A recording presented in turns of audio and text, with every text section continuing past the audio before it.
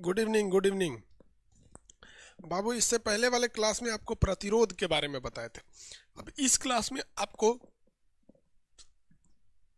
संधारित्र के बारे में बताएंगे। संधारित्र के बाद किरचॉफ का नियम, किरचॉफ के नियम के बाद आपका ओम का नियम, इसके बाद से bulb, mercury, tube light, press, fuse तार। जब ये हो जाएगा तब ट्रांसफार्मर, और जब ट्रांसफार्मर होगा तब एसी करंट और डीसी करंट, और डीसी करंट के बाद आपका पढ़ाएंगे सेल और बैटरी। तब होगा इलेक्ट्रिक खत्म, उसके बाद मैग्नेट। स्टार्ट करते हैं लोग। कैपेसिटर,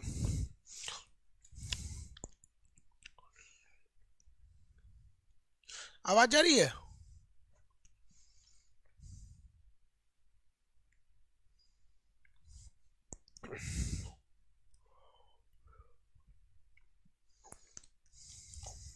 देखिए भैया, संधारित्र क्या होता है? कैपेसिटर। तो कैपेसिटर क्या होता है? एक ऐसा डिवाइस होता है जो चार्ज को रोक कर रखता है और अचानक छोड़ देता है। चार्ज को रोक के रखता है और अचानक छोड़ देता है, उसे हम कहते हैं संधारित्र या कैपेसिटर। संधारित्र या कैपेसिटर ऐसे देखेंगे ना, कैपेसिटर होता है इस टाइप का, पंखा उंखा में लगा रहता है कैपेसिटर। तो संधारित्र या कैपेसिटर एक ऐसा डिवाइस होता है जिससे आप करंट को फ्लो कराएंगे तो करंट को वो रोक के रखेगा, और जितना करंट है उसको अचानक हचाक से छोड़ देता है, उसी को कहते हैं कैपेसिटर।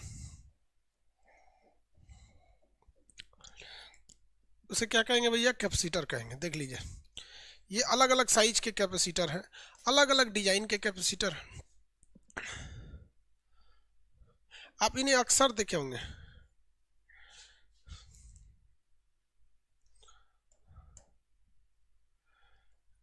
ये बिजली के सामान वगैरह में आप इन्हें अक्सर देखे होंगे। ये संधारित्र होते हैं, इसमें से दो ठो हेड निकला रहता है, दो पैर इनके रहते हैं। इनका काम क्या होता है भैया? ये करंट को क्या करते हैं? ये एक तरह के बैटरी है। कैपेसिटर क्या है? एक तरह का सेल या बैटरी का ही है। लेकिन दोनों में अंतर क्या है? देखिए, जो सेल होता है ना बाबू, वो करंट को रुक रुक कर छोड़ता है। ये जो सेल दिख रहे हैं, ये सेल करंट को रुक रुक कर छोड़ेगा। ये भी चार्ज होता है और चार्ज को अपने अंदर स्टोर कर लेता है। इसे भी चार्ज किया जाता है इलेक्ट्रिक से, और ये भी अपने अंदर करंट छोड़ रोक लेता है। और जब रिक्वायरमेंट होती है तो धीरे धीरे छोड़ते रहता है, कंटिन्यूअस धीरे धीरे छोड़ते रहेगा। 2-3 घंटा जितनी इसकी कैपेसिटी है छोड़ेगा, उसके बाद धीरे धीरे बंद होगा। लेकिन ये ससुरा ऐसा नहीं करता है। ये क्या करे? करंट को रोकेगा, हचाक से छोड़ देता है, एक के सेकंड में सब खत्म, हचाक से छोड़ देता है। ये बताइए तो, अगर बैटरी से करंट मारे और कैपेसिटर से लगा के मारे, कौन तगड़ा मारेगा? कौन तो तगड़ा मारेगा, ये बताइए।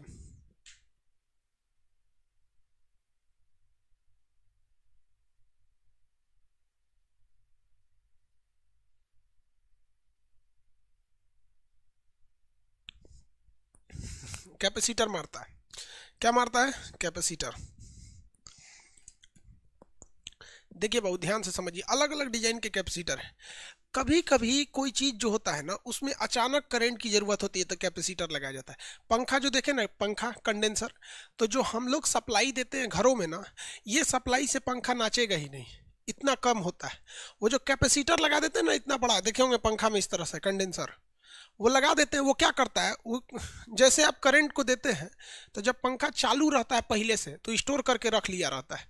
जैसे आप उसको क्या करते हैं? ऑन करते हैं तो करंट को क्या करता है? रोके रखता है। जैसे मान के चलिए आज आपने पंखा चलाया तो आज तो उसने स्टोर कर दिया, आपने पंखा को बंद कर दिया या लाइट चली गई तो जो उसमें पहले से करंट उसी को होके जा रहा था वो स्टोर करके रखा है। जैसे ऑन कीजिएगा ना तो जितना वो रोका है वो पंखवा को हचाक से दे देगा, इसलिए पंखवा खट खट खट खट खट नचने लगता है। जब नचना चालू कर दिया, एक बार जब नचना चालू कर दिया तो कोई दिक्कत नहीं, उसके बाद नच जाएगा। उसके बाद क्या हो जाएगा? नच जाएगा। जैसे कोई ट्रक खड़ी है, कोई ट्रक खड़ी है, उसको आप ढकेल नहीं पाएंगे, तो उसके लिए आपको कितनी जरूरत पड़ेगी? 20-25 आदमी की जरूरत पड़ेगी। अब 20-25 आदमी मिलकर ट्रक को ढलकाएंगे, हम लगा के हई चा, दम लगा के हई चा। और एक बार जब ट्रक डगर गया तो 25 में से 20 आदमी को हटा भी देंगे ना, तो 5 ही आदमी उसको डगरा के लेके चले जाते हैं। तो जब कभी भी करंट की रिकरिंग जरूरत पड़ती है कंटिन्यूअस, तो बैटरी, और करंट की जब हचाक से जरूरत पड़ती है, तो सडन रिक्वायरमेंट ऑफ करंट अगर हमको चाहिए हचाक से, तो हम किसको लगाते हैं? कैपेसिटर को लगाते हैं। दोनों में कोई अंतर नहीं है खास, बस यही है दोनों का काम समझ में आ गया?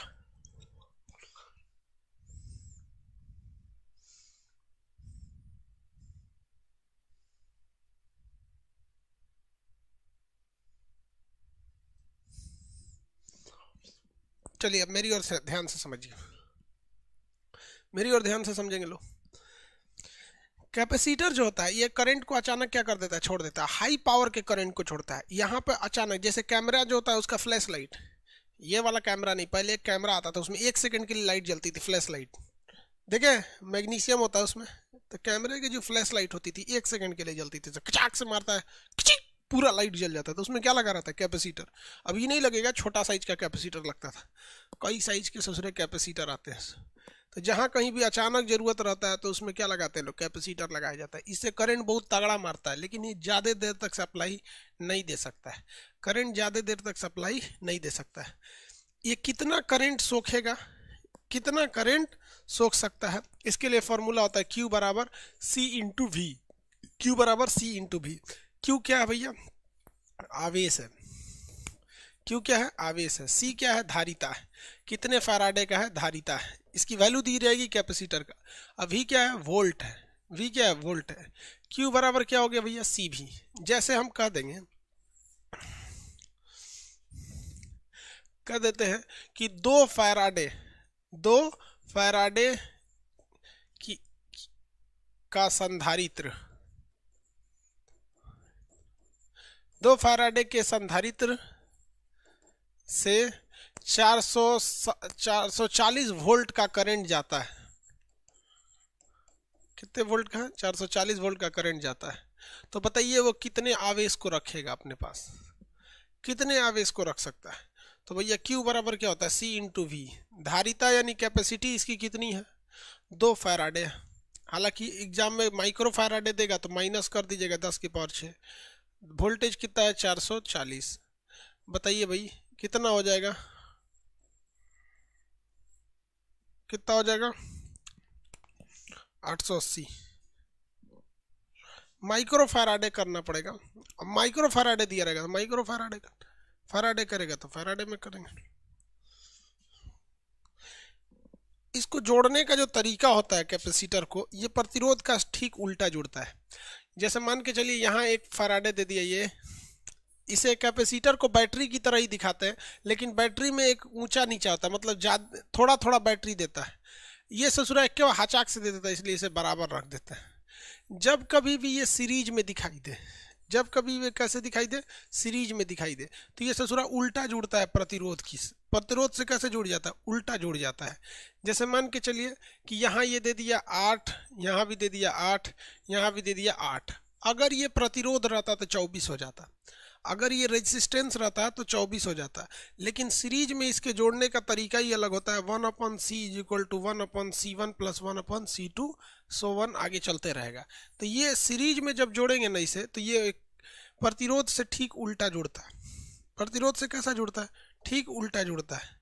तो देखिए 1/8 plus 1/8 plus 1/8 plus 1/8, total LCM कितने हो गए, 8 हो गए। टोटल एलसीएम 8, 1 2 3 4 काटेंगे तो 1/2 सीधा करना पड़ेगा फिर से, क्योंकि ये 1/c की वैल्यू है, कितना आएगा 2। तो अब जो यूनिट दिया रहेगा, मान लीजिए यहाँ माइक्रो फैराडे दिया है तो 2 माइक्रो फैराडे, यानी इतना ज़्यादा लगाने से बेहतर है एक ही कैपेसिटर लगा दीजिए, 2 माइक्रो फैराडे का लगा दीजिए, 2 माइक्रो फैराडे का लगा दीजिए। ये प्रतिरोध का ठीक उल्टा होता है।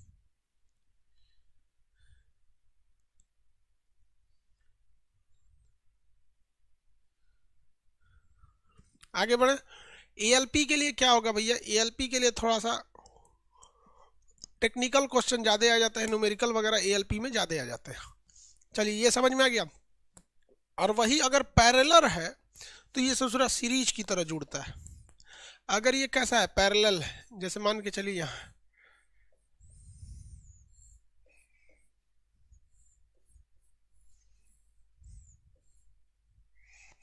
अगर इसे जोड़ना है, अब इन्हें कैसे जोड़िएगा भैया, मान के चलिए सब के सब 3 माइक्रो फैराडे के, सब के सब कैसे हैं, 3 माइक्रो फैराडे के। तो इसमें नियम कहता है कि अगर ये पैरेलल में रहते हैं तो C is equal to C1 plus C2 plus C3, ये कंटिन्यूअस इस तरह से जुड़ जाएंगे, कंटिन्यूअस इस तरह से क्या हो जाएंगे, जुड़ जाएंगे। अब ये कंटिन्यूअस जुड़ जाते हैं इस तरह से, तो जोड़िए इसमें कितना हो जाएगा, C इज इक्वल टू क्या हो जाएगा 3 प्लस 3 प्लस 3, कितना हो जाएगा, C इज इक्वल टू 9 माइक्रोफैराडे। 9 माइक्रोफैराडे, कितने माइक्रोफैराडे भाई, 9 माइक्रोफैराडे।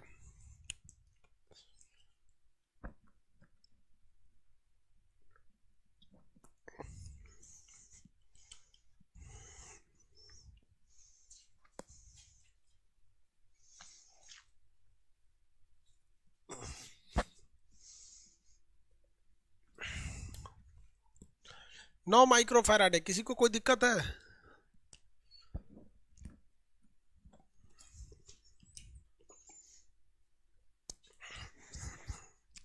नौ माइक्रोफैराडे।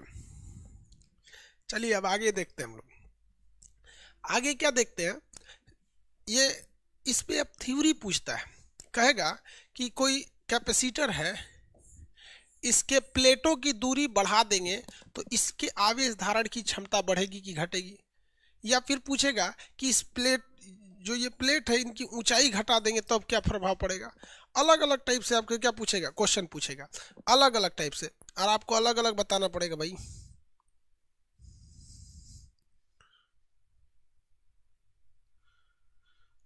किसी को दिक्कत? दूसरा पूछ देता है अगर इसमें कोई प्लेट रख दे ऐसे तब क्या होगा। तो अलग अलग टाइप के क्वेश्चन पूछते हैं। इसका आपको एक रिकॉर्डेड वीडियो है जिसमें ट्रिक के हिसाब से याद है, तो ये क्लास खत्म होने के बाद वो हम रिकॉर्डेड वीडियो डाल देंगे। अब किरचॉफ का नियम समझिए। किरचॉफ ने क्या कहा था, किरचॉफ ने कहा था, क्या कमेंट कर रहे हैं सर,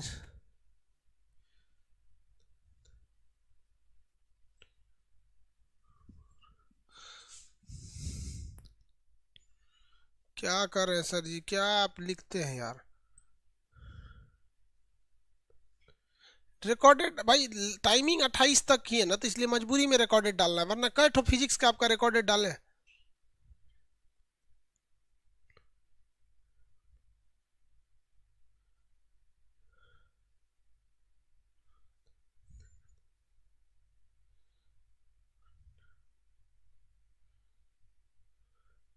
ये कुणाल सर क्या बैच में एएलपी की तैयारी वाले पढ़ सकते हैं, क्योंकि मैं एएलपी की तैयारी कर रहा हूँ। भाई देखिए, एएलपी की तैयारी में थ्योरी कुछ नहीं बदलता है।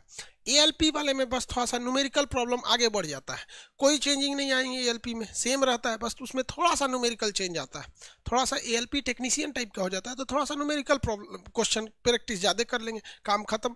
एएलपी करना है तो ये थ्योरी कर लीजिए, न्यूमेरिकल की जो बुक निकली है मेरी, आप उसे बना दीजिए, और ये केमिस्ट्री, जिनको एएलपी करना है वो ये केमिस्ट्री।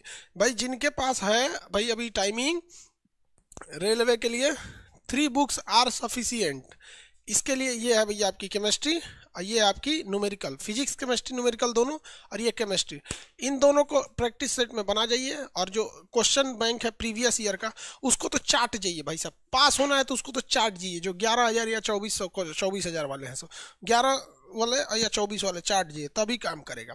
तो इसका हम आपको एक बहुत शॉर्टकट ट्रिक रिकॉर्डेड है, उसे दे देंगे। अब हम लोग आते हैं किरचॉफ के नियम पे। किरचॉफ ने 2 नियम दिया था। किरचॉफ ने ये कहा था कि अगर कोई सर्किट है, जैसे मान के चलिए ये सर्किट है, ये सर्किट बंद है, यहाँ पे कोई प्रतिरोध है, एक यहाँ पे प्रतिरोध है, ये R है, मान के चलिए ये R1 है, ये R2 है, तो इसमें धारा जो जा रही है, I जो जा रही है I, तो इन्होंने क्या कहा था कि जो धारा एवं संगत प्रतिरोध होता है, इनका गुणनफल सदैव क्या होता है, कांस्टेंट रहता है। मतलब देखिए ध्यान से, जो धारा इसमें जाएगी और जो धारा इसमें जाएगी, देखिए ध्यान से, मान के चलिए इसमें धारा गई I1, इसका प्रतिरोध था I, इसमें धारा गई I2, इसका प्रतिरोध है R2। तो इन्होंने क्या था, धारा एवं संगत प्रतिरोध, यानी I1 R1 संगत प्रतिरोध, धारा एवं संगत प्रतिरोध का गुणनफल सदैव क्या रहता है, कांस्टेंट रहता है। तो जितना इसमें इसका गुणा करेंगे उतने आ जाएगा आपका किसमें, I2 और R1 R2 में। मतलब देखिए, अगर इसमें धारा ज्यादा गई है तो इसमें प्रतिरोध कम होगा, गुणा करेंगे तो उतना ही आएगा जितना इसमें कम धारा, इसमें ज्यादा धारा जाएगी तो प्रतिरोध ज्यादा होगा। यानी ये किरचॉफ ने दिया था, ये फर्स्ट लॉ था। इसका इम्प्लीमेंट न्यूमेरिकल में करेंगे हम लोग। इसका इम्प्लीमेंट कहाँ करेंगे? न्यूमेरिकल में करेंगे। तो इसको अभी यहाँ रखते हैं। मेन जो आता है किरचॉफ लॉ में, अभी ध्यान दीजिए, देखिए इसका 3 चीज का न्यूमेरिकल एक साथ आता है। एक पावर का आता है, ट्रांसफार्मर का आता है, और कुल इसका सॉरी कौन है, ओम्स लॉ का। ये तीनों आपस में जुड़ के बनते हैं सब, इसलिए उन सबको आपस में बनाना पड़ता है। और पीछे जो न्यूमेरिकल बताए थे, जिसमें हम आपको बताए थे कूलाम का लॉ बताए थे, विभवांतर, पोटेंशियल, ये सब बताए थे, वो एक साइड में बनते हैं, ये एक साइड में बनते हैं। यहाँ आप देखिए किरचॉफ का सेकेंड लॉ, ये फर्स्ट लॉ जो था, ये हम लोग इसको जब ओम का नियम अभी पढ़ेंगे तो मैच करके उसका न्यूमेरिकल बनाएंगे लोग। किरचॉफ ने जो दूसरा नियम दिया था जो मैच नहीं करता है, उन्होंने कहा था कि अगर किसी वायर से करंट जा रहा है और यहाँ पे कोई जंक्शन है, क्या है, कोई जंक्शन है, इस पे कई सारे करंट आ रहे हैं, कुछ करंट आ भी रहे हैं, यहाँ से कुछ करंट जा भी रहे हैं, ये एक जंक्शन पॉइंट है। क्या है? जंक्शन पॉइंट है। कुछ करंट आ रहे हैं, कुछ करंट जा रहे हैं। तो इन्होंने कहा था कि जंक्शन पॉइंट पर जो करंट होगा वो एकदम जीरो होगा, जंक्शन पॉइंट पर करंट होगा वो जीरो होगा। ये सेकंड लॉ किरचॉफ ने, किरचॉफ का सेकंड लॉ यहाँ देख लेंगे। फर्स्ट लॉ बताए जब ओम पढ़ाएंगे तो उसके साथ बताएंगे। किरचॉफ का सेकंड लॉ कहता है कि जंक्शन पॉइंट पर करंट जीरो होगा।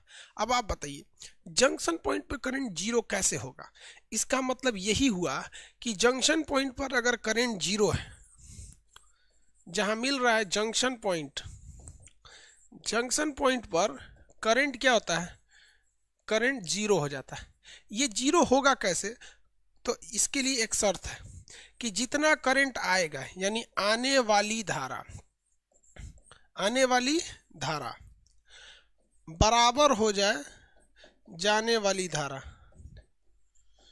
जाने वाली धारा, यानी जितना करंट आएगा उतना करंट अगर वापस चला जाएगा तो यहाँ तो कुछ बचेगा ही नहीं। जैसे हम आपको एक एग्जांपल दे देते हैं, एग्जांपल ये दे देते हैं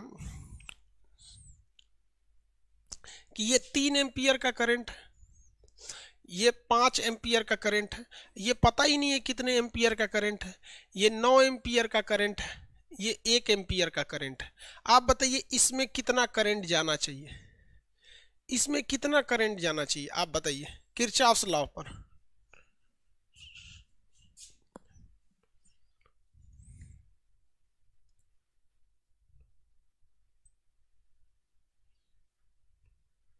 अरे यार क्या पागल वाला बात करता है Ganesh Kumar sir. Primary colour जो होता है वो रेड येलो ब्लू होता है, तो तुम याद कर लो तुम्हारा रेड येलो ब्लू होता है तो। बेवकूफ कहीं का कमेंट मार दिया है पूरा। सर लाइट में प्राइमरी कलर लिखवाए हैं रेड ब्लू ग्रीन, और लेकिन रेड येलो ब्लू होना चाहिए ना, तो आप याद कर लीजिए होना चाहिए तो। बेवकूफ कहीं का।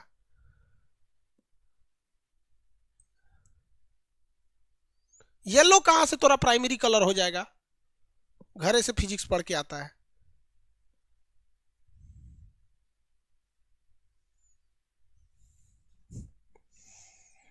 यार कभी कोई प्रॉब्लम हो ना तो यहाँ लिखने से पहले या घर पे अगर कभी प्रॉब्लम है एक बार गूगल करके भी देख लिया। इनको प्राइमरी कलर में येलो पता नहीं किसने बता दिया।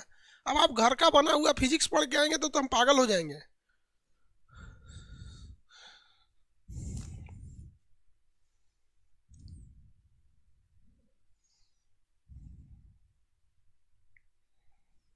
देखिए आने वाली धारा बराबर होती है जाने वाली धारा।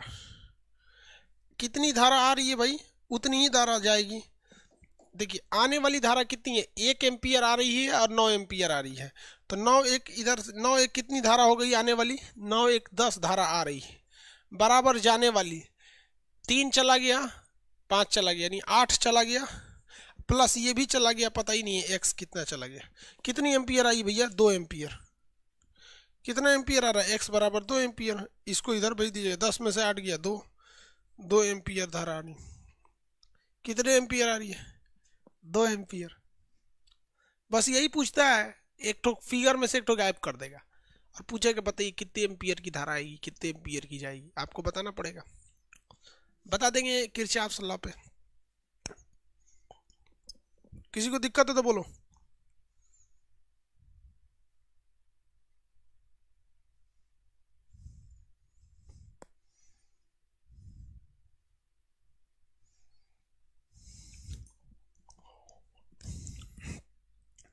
अब हम लोग को देखना है इलेक्ट्रिक इक्विपमेंट।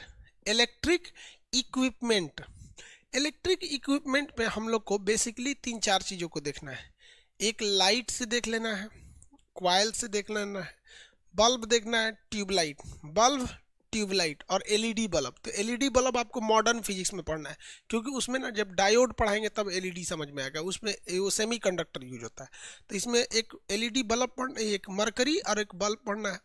दूसरा आपको हीटर पढ़ना है और प्रेस पढ़ना है, हीटर और प्रेस।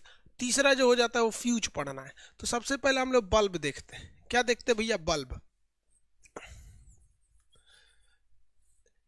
बल्ब जो है इसमें अगर आप ध्यान से समझेंगे तो नीचे इसका एक होल्डर होता है। बल्ब में नीचे क्या होंगे भैया? एक होल्डर हो जाएंगे। इसमें आपको एक तो इसे उठा देगा ताकि ये जाके करंट सप्लाई पे जुड़ जाए। अब एसी करंट उसे कहते हैं जिसमें प्लस माइनस नहीं होता है, और डीसी करंट उसे बोलते हैं जिसमें ससुरा प्लस माइनस बनल रहता है। तो एसी में प्लस माइनस नहीं रहता है, कोनों का कोनों खोस दीजिए, उसमें कोई दिक्कत नहीं होता एसी में। अब ये इसका फिलामेंट हो जाता है। ये क्या हो गया? इसका फिलामेंट। क्या हो गया भैया? फिलामेंट। अब ये फिलामेंट हो गया। अब इसको जलाइएगा ना तो जलने लगेगा बल्ब, कोई दिक्कत नहीं है, अभी भी जलाएंगे तो जलेगा। लेकिन दिक्कत ये है कि जैसे ये फिलामेंट जलेगा ना बहुत ज़्यादा गर्म हो जाएगा। क्या हो जाएगा? बहुत ज़्यादा गर्म हो जाएगा, और यहाँ हवा आएगी ना तो उससे रिएक्शन करके जल उल के ख़त्म हो जाएगा। इसलिए इसको घेर के ना चारों ओर से इसके एगो शीशा लगा दिया जाता है। घेर के चारों ओर से क्या कर दिया जाता है? शीशा लगा दिया जाता है। अब इसमें जो ये फिलामेंट होता है वो टंगस्टन का होता है। टंगस्टन का होता है जो लगभग 3700 डिग्री सेल्सियस तक टेम्परेचर को झेल जाता है और जलता नहीं है, मतलब पिघलता नहीं है। तो इसका बताइए फिलामेंट कौन सा होगा भैया? तंतु। ये जो बल्ब है, इस बल्ब में 2 ही क्वेश्चन पूछता है कि भैया इस बल्ब का जो तंतु होता है, तंतु यानी फिलामेंट, फिलामेंट। तो इस बल्ब का जो फिलामेंट होता है वो किस चीज़ का बना होता है? तो W फॉर टंगस्टन का बना होता है। ये कितने टेम्परेचर झेल जाते हैं सर? 3700 डिग्री सेल्सियस टेम्परेचर झेल जाएगा। लेकिन अगर हम इसे खुला छोड़ देंगे तो इसका ऑक्सीडेशन होकर ये खराब हो जाएगा। इसलिए इसको हम लोग क्या करते हैं? 2 तरह से करते हैं। या तो इसमें वैक्यूम बना देते हैं या पूरी हवा निकाल देते हैं। वैक्यूम यानी निर्वात बना देंगे, वैक्यूम बना देंगे। नहीं तो इसमें हम 85% डाल देते हैं हम लोग आर्गन। कौन सी गैस होती है विद्युत बल्ब में? बताइए आर्गन होगी या नियान होगी, हीलियम होगी? ये बताइए विद्युत बल्ब में हीलियम होगी या आर्गन होगी? विद्युत बल्ब में हीलियम या आर्गन? ये बताइए।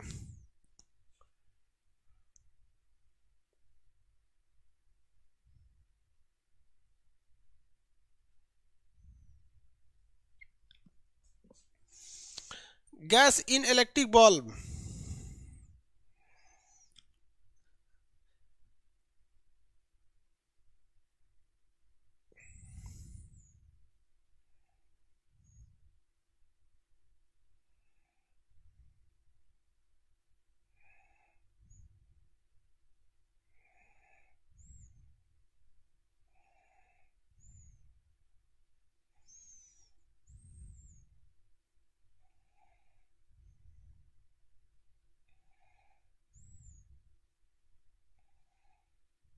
भाई आधा हीलियम आधा नियॉन, आधा क्या बता रहे हैं लो भाई? आधा हीलियम आधा आर्गन।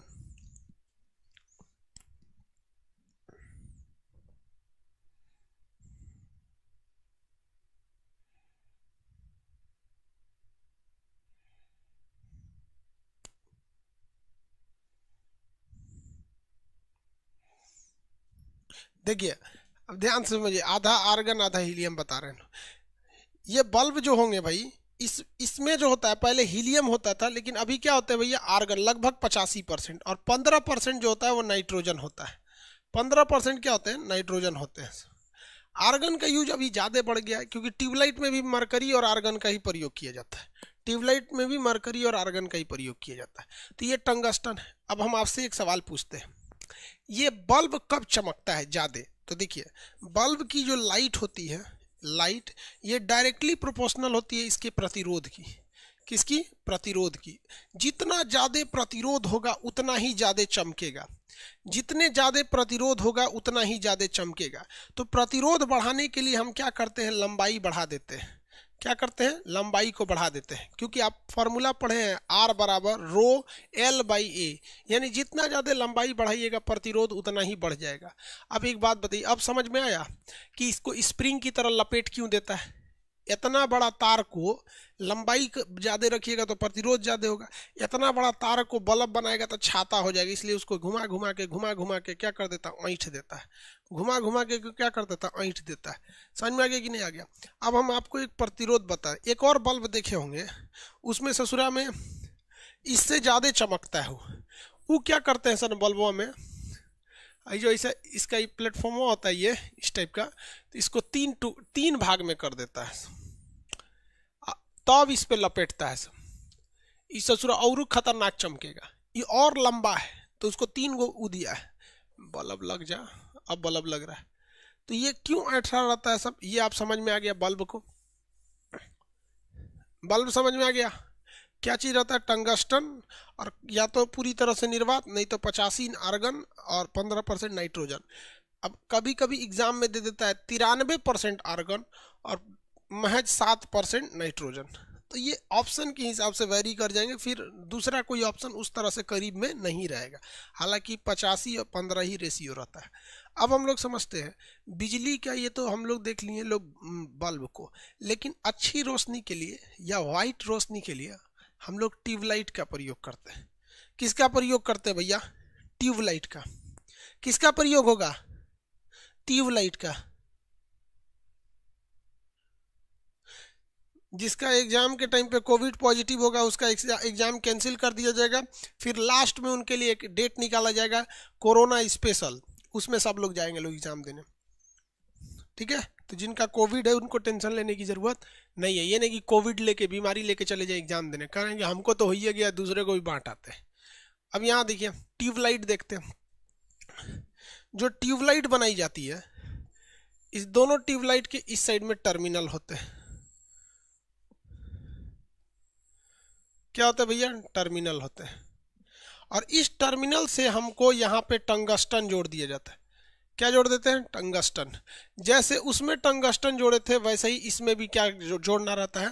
टंगस्टन। इसमें भी जोड़ना रहता है, दोनों में टंगस्टन जोड़ना है। अब भैया लाइट किस पे जाती है? टंगस्टन पे ही जाती है। दोनों सिरे पे क्या रहेगा? तार रहेगा। किस चीज का? टंगस्टन का रहेगा। अब इसमें टंगस्टन की लाइट जला देंगे तो इसे थोड़ा अजीब टाइप का रोशनी देने लगेगा, इसलिए इसमें बेरियम पेरोक्साइड लगा दिया जाता है। करंट तो हम लोग यहीं से देते हैं, इसके आगे एक परत लगानी है। किस चीज की? तो बेरियम पेरोक्साइड की। किस चीज की परत है भैया? बेरियम पेरोक्साइड की। Barium peroxide. अब यहां देख लीजिए, यह है आपका barium peroxide. Barium peroxide, barium peroxide लगा देते हैं। और उसके जस्ट पीछे जो होता है वो होता है टंगस्टन। ये बल्ब वाला ही फॉर्मूला है। लाइट कौन करता है? टंगस्टन करता है। लाइट कौन करता है? टंगस्टन करता है। अब ये बेरियम पेरोक्साइड क्यों लगाया गया है? तो भैया बेरियम पेरोक्साइड जो होता है ये यूवी किरणों को छोड़ देता है। कौन सी किरणों को? यूवी किरण को। जो अल्ट्रा वायलेट किरण छोड़ देता है। तो अल्ट्रा वायलेट किरण कैंसर कर देगा, यहाँ पर यूवी किरण उत्पन्न करेगा, ससुरा कैंसर उत्पन्न कर देगा। अभी बताइए ना भैया, ये कैंसर उत्पन्न करने वाला उपाय कर दिया है। दोनों ओर से क्या निकल रहा है? कैंसर का स्रोत निकल गया। यहाँ पर क्या हो गया भैया? कैंसर का स्रोत निकल गया। तो इसी को हम लोग वापस लाइट में, हाई फ्रीक्वेंसी लाइट में बदलने के लिए हम लोगों ने एक दूसरा तरीका अपनाया। इसके बीच में भर देते हैं पारा, Hg पारा, या इसमें भर देते हैं आर्गन गैस, पारा या आर्गन गैस। जब इसमें यूवी किरणें पारा या आर्गन से टकराती हैं तो बहुत ही सुंदर और मधुर रोशनी में निकल जाती हैं, वाइट कलर की एकदम बेहतरीन और हाई पावर की रोशनी में बिखरती हैं चारों ओर। हाई पावर की रोशनी में बिखर जाती हैं चारों ओर, और इनके बाहर एक लेप लगा दिया जाता है वाइट कलर का, जिससे कि इनकी रोशनी बिल्कुल वाइट दिखने लगे। इसलिए ट्यूबलाइट फोड़ के अंदर वाइट से काछिएगा ना तो सफेद सफेद वाइट निकलता है। तो ये सिद्धांत हो जाता है भैया किसका? मरकरी का। मरकरी में जो लाइट सप्लाई दी जाती है वो टंगस्टन को, जलता टंगस्टन ही है, इसके जानबूझ के आगे क्या लगा दिया जाता है, बेरियम परऑक्साइड। ये बेरियम परऑक्साइड क्या उत्पन्न करता है, यूवी किरण। ये यूवी किरण हमारे लिए खतरनाक होती है, इसलिए इसके अंदर क्या रख दिया जाता है, मरकरी और या आर्गन रख दिया जाता है। आर्गन या मरकरी से टकरा के ये किस में बदल जाती हैं, प्रकाश में बदल जाती हैं, और हमें क्या देने लगती हैं, खूब बेहतरीन प्रकाश देती हैं। खूब बेहतरीन क्या देती हैं, प्रकाश देती हैं। अब इसमें क्वेश्चन क्या पूछेगा कि ट्यूबलाइट के अंदर किसका प्रयोग होता है, तो आर्गन का। 10% आर्गन होता है, 15% और पारा ज़्यादा होता है। Hg क्या होता है, ज़्यादा, मतलब Hg और इनका मिश्रण होते हैं सब। ये कौन सी किरण इसके अंदर बनती है, तो यूवी किरण बनती है। कौन सी किरण बनती है, यूवी किरण बनती है। या लेप किस चीज़ का लगाया जाता है, बेरियम परऑक्साइड। किसका लेप लगाएगा भैया,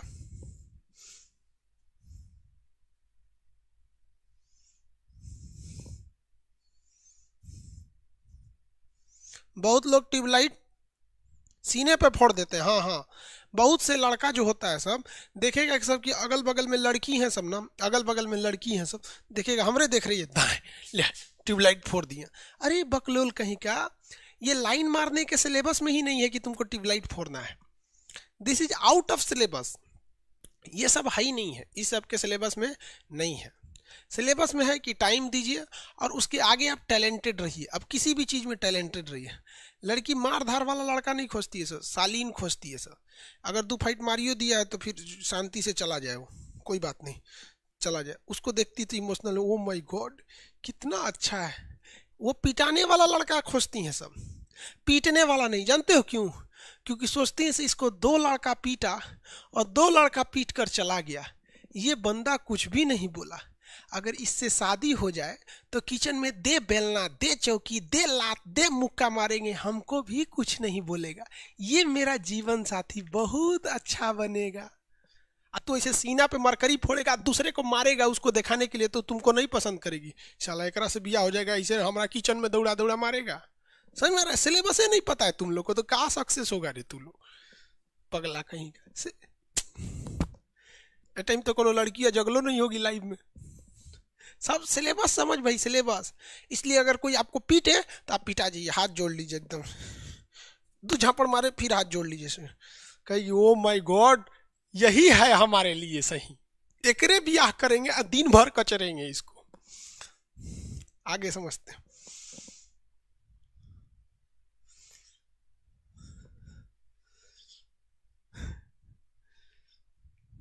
एगो कह रहा जी सर आगे से ध्यान रखेंगे।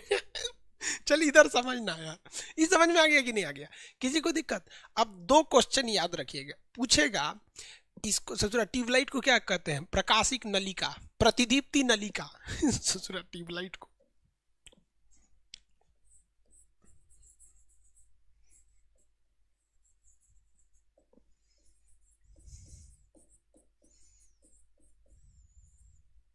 प्रतिदीप्त नलिका। ट्यूबलाइट को क्या कहा जाता है भैया, प्रतिदीप्ति नलिका कहा जाता है। ये जब फूटता है तो आवाज करता है, या बल्ब फूटता है तो आवाज करता है। ऐसा क्यों, बल्ब फूटने या ट्यूबलाइट फूटने पर आवाज करता है बम से, ऐसा क्यों, तो याद रखिएगा इसका आवाज यानी साउंड के पीछे कारण क्या है कि जब ये फूटता है तो इसके अंदर हवाएं बहुत कम होती हैं, गैसें बहुत कम होती हैं, और बाहर गैसों की भीड़ लगी है। अचानक फूटता है तो हवाएं धड़ाम से घुसती हैं, तो हवाएं बाहर से अंदर की ओर आती हैं। बाहर से कहाँ आती हैं, अंदर की ओर। बाहर से अंदर की ओर आने के कारण ये क्या करता है, आवाज करता है। साउंड का मेन कारण यही है, आवाज या साउंड का मेन कारण यही है। किसी को कोई दिक्कत है, किसी को कोई दिक्कत,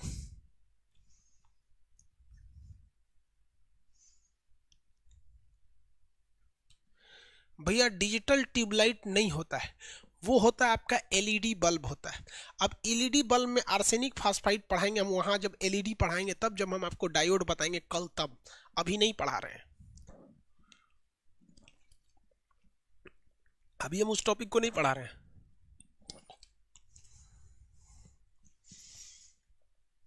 इसमें किसी को दिक्कत है तो बोलो भैया, किसी को तो कोई दिक्कत।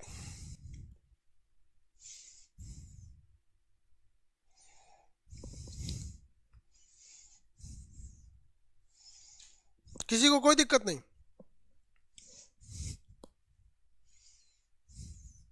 चलिए अब हम लोग देखते हैं कि आयरन हीटर क्या होता है। हीटर, हीटर क्या होता है भैया? खाना वाना बना लिया जाता है हीटर में। हीटर पे खाना कब बनाता है लड़का? तब बनाता है हीटर पे खाना जब उसकी बिजली का बिल उसके मकान मालिक को भरना है।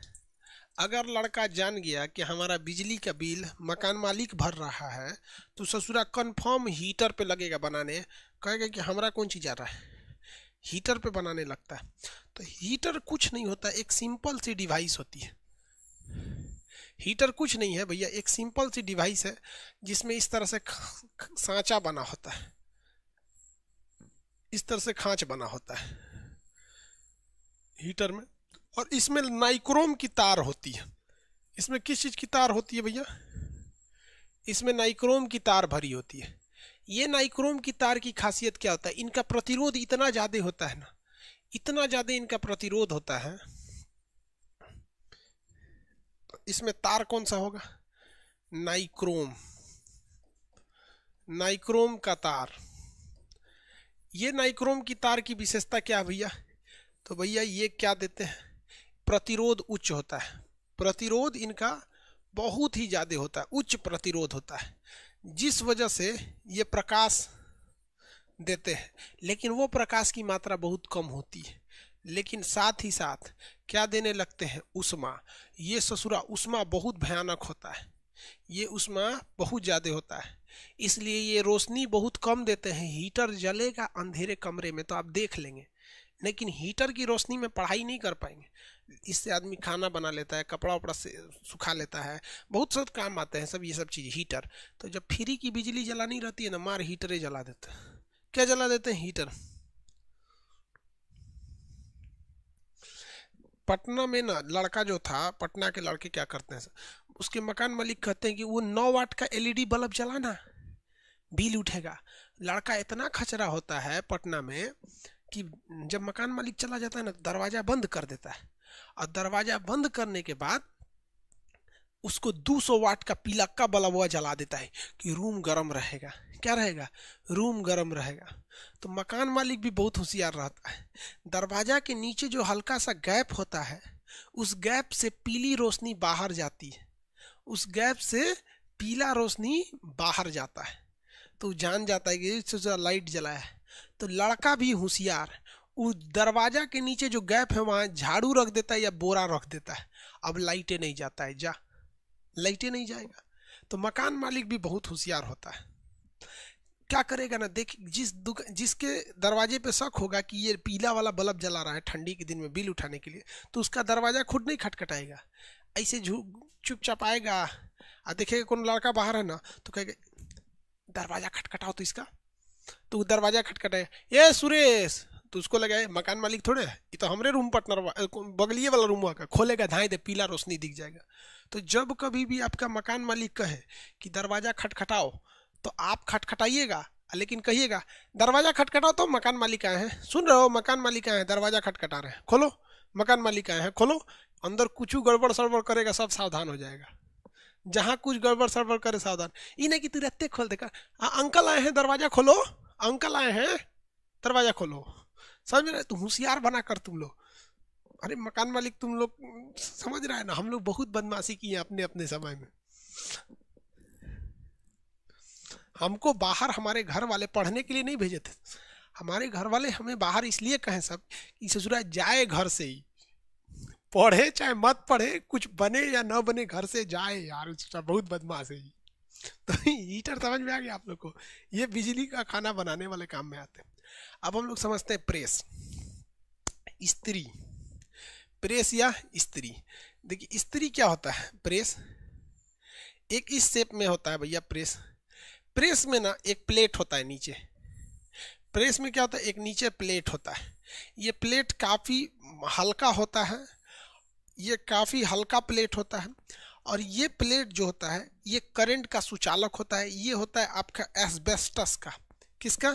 एस्बेस्टस, एस्बेस्टस, एस्बेस्टस का प्लेटो, एल्वेस्टर नहीं, एल्वेस्टर तो ससुरा छत होता है, टीना टाइप का, सीमेंट का टीना को एल्वेस्टर, ये एस्बेस्टस का होता है। इस एस्बेस्टस के ऊपर हम लोग नाइक्रोम की तार रख देते हैं। क्या कर देते हैं? नाइक्रोम की तार रख देते हैं, और ये नाइक्रोम की तार को हम पीछे से कनेक्शन दे देते हैं बल्ब से। हो गया, प्रेस बन गया। इसी से कपड़ा प्रेस होता है। लेकिन समस्या क्या है कि नाइक्रोम के तार पे अगर करंट आएगा ना, तो ये एस्बेस्टस पे भी करंट भेज देगा, तो इसे छुइएगा चेक करने के लिए तो मार देगा झनाक से। तो इसका उपाय करता है हमारा अभ्रक या माइका। अभ्रक जो होता है ये एक ऐसा चीज होता है, अभ्रक यानी माइका, माइका बोलते हैं ना अभ्रक को, माइका यानी अभ्रक। अभ्रक एक प्लास्टिक के जैसे दिखता है, इसे नेचुरल प्लास्टिक कहते हैं।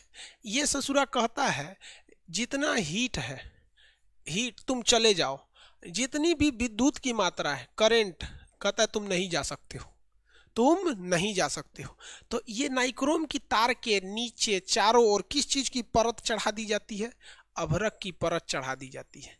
ये अभ्रक कहता है कि जितनी भी गर्मी है तुम जाओ, तुम जाओ, लेकिन करंट नहीं जाओगे। हो गया, बिजली मरबे नहीं करेगा। अब इसको खूब सुंदर डिजाइन दे दीजिए।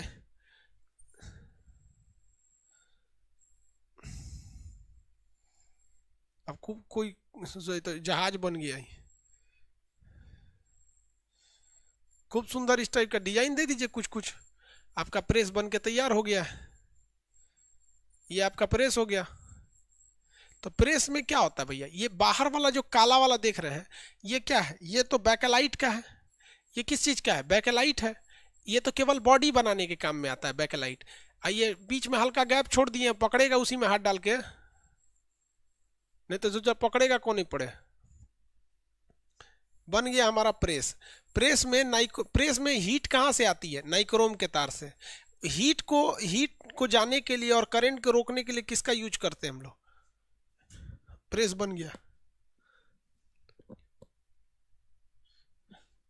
हो गया प्रेस। अब अपना धक्का-धक करते रहिए, प्रेस हो गया। समझ में आ गया कि नहीं आ गया? करते करते कभी प्रेस करते करते धक्का-धक प्रेस करते करते क्या हो जाता है कि नाइक्रोम अभ्रकवा का तरवा कबो कबो घिस जाता है, और नीचवा से घिस जाएगा ना तो भाई नाइक्रोम का तरवा सट जाएगा एस्बेस्टस से। छुइएगा तो झंझना देगा, छुइएगा तो क्या कर देता है? झंझना देता है। तो ये प्रेस हो गया भैया। प्रेस में जो हीट कहाँ से आती है? तो नाइक्रोम की तार से आती है। विद्युत को मतलब करंट के लीकेज को रोकने के लिए माइका यानी अभ्रक का प्रयोग करते हैं, जो इलेक्ट्रिक को रोक देता है लेकिन हीट को जाने देता है। नीचे की परत एस्बेस्टस की होती है जो बहुत हल्का होता है, गर्म तुरंत हो जाता है। ये बाहर जो इसकी बॉडी देख रहे होते हैं, ये बॉडी किस चीज़ की बनी होती है? ये बॉडी बनी रहती है बैकेलाइट की। फिनॉल और फॉर्मल्डिहाइड से क्या बनता है? बैकेलाइट का निर्माण कैसे होता है? फिनॉल और फॉर्मल्डिहाइड से। बैकेलाइट का निर्माण कैसे होता है? Phenol plus formaldehyde. ये व्हाइट कलर का क्या चीज है? माइका, अभ्रक। सबसे ज्यादा अभ्रक कहाँ होता है? भारत के किस स्टेट में सबसे ज्यादा अभ्रक होता है? झारखंड, कोडरमा, झारखंड के कोडरमा में। हो गया। अब राजस्थान नहीं जी, झारखंड था। झारखंड, झारखंड।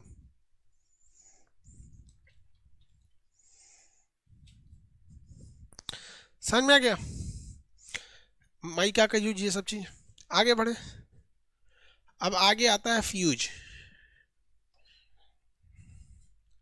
आगे क्या पढ़ना हम लोग को? फ्यूज। फ्यूज को हिंदी इंग्लिश दोनों में फ्यूज कहते हैं।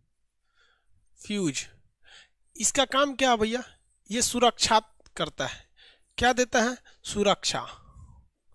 सुरक्षा का प्रदान करता है, सुरक्षा देता है। कब? उच्च धारा के समय। उच्च धारा के समय, उच्च धारा, हाई वोल्टेज के करंट से होता है। ये किस पर आधारित होता है? तो उष्मीय प्रभाव पर, थर्मल इफेक्ट पर। उष्मीय प्रभाव मतलब जब हाई वोल्टेज का करंट जाएगा ना तो उसके उष्मीय प्रभाव से आके गर्म होके पिघल जाता है, उष्मीय प्रभाव पर होता है। इसका प्रतिरोध बहुत ज़्यादा होता है। प्रतिरोध क्या होता है? बहुत ही ज़्यादा होता है, उच्च प्रतिरोध होता है। और अगर बहुत ही अच्छा रहेगा ना तो उसका प्रतिरोध एकदम अनंत हो जाएगा। सॉरी, ससुरा फ्यूज है, हाँ, प्रतिरोध उच्च रहता है। ठीक तो है, उच्च प्रतिरोध, एक नंबर रहेगा तो सोचो अनंत ले ले, अनंत कुछ चीज में होता ही नहीं है। प्रतिरोध क्या होता है? उच्च होता है। इसकी क्षमता को किस में नापते हैं? वाट में नापते हैं, एम्पियर में, सॉरी एम्पियर में। प्रतिरोध की क्षमता किस में नापा जाता है? एम्पियर में नापा जाता है। फ्यूज की क्षमता, प्रतिरोध नहीं। इसे कैसे लगाया जाता है? तो इसे जब भी लगाया जाएगा सीरीज में लगाया जाएगा। सीरीज यानी श्रेणी क्रम में लगाया जाएगा। नहीं समझे? कोई बात नहीं, चलिए ध्यान से समझते हैं हम लोग। नहीं समझे तो कोई बात नहीं है, ध्यान से फिर से समझ जाएंगे हम लोग। यह है फ्यूज। इन फ्यूज की भाई साहब की विशेषता। फ्यूज देखिए, मान के चलिए कि यहाँ हम एक इलेक्ट्रिक सर्किट है, यहाँ हम फ्रिज लगा रखे हैं, इसके आगे हमने पंखा लगाया, ये पंखा है, यहाँ पे मेरा एसी चल रहा है, एसी।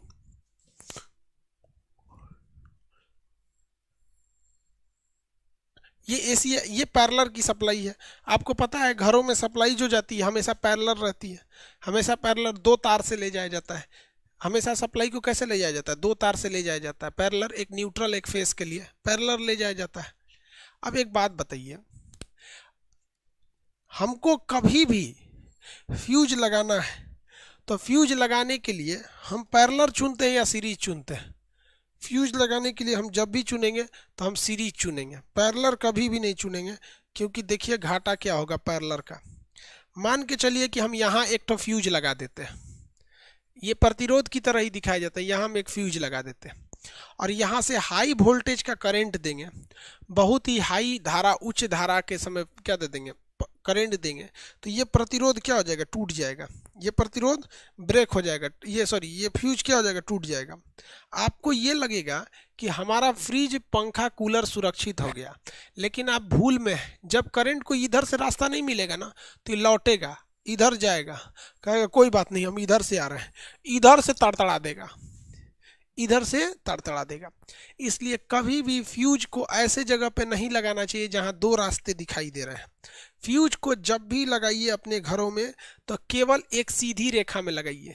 कहाँ लगाना चाहिए फ्यूज को? सीरीज में। जैसे यहाँ देखिए, अगर यहाँ हम फ्यूज लगा देते हैं और करंट की सप्लाई इधर से है, अगर बाय द वे ये फ्यूज ब्रेक किया, हाई वोल्टेज के करंट आया, मान के चलिए नॉर्मल करंट है, नॉर्मल करंट है, तो इसका फ्यूज का प्रतिरोध ज्यादा होता है। करंट को कहेगा अरे रुको, देखिए प्रतिरोध क्या होता है? ज्यादा होता है। कहता है रुको, तो प्रतिरोध इसका ज्यादा होता है।